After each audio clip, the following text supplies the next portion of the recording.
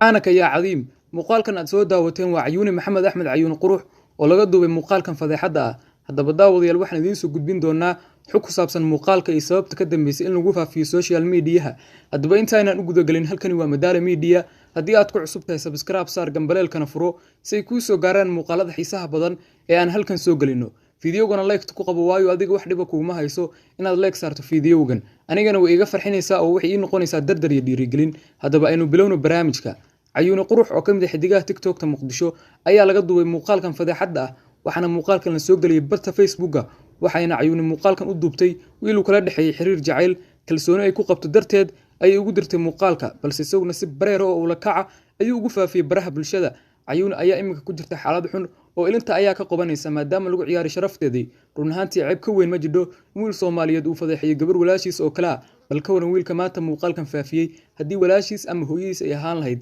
bal muxuu dareemi lahaa kamadaal ahaan waxaan aad uga xunnahay muuqaalkan fadeexada ah ee laga duubay waxaan ku baraarujinaynaa gabdhaha Soomaaliyeed inaysan qofna aaminin waayo haddii aad maanta aaminto wiil aadan aqoon bari ka maalin sidaan oo kale ayaa kugu dhacaysa daawada adigu sidee u aragtaa muuqaalkan laga faafiyay Cayuuni maxaad kula talin lahayd fadlan fikirkaaga qaybta hoose ee commentiga noogu reeb channelkan haddii aad ku cusub tahay subscribe saar si ay kuu soo gaaraan muuqaaladeena cusub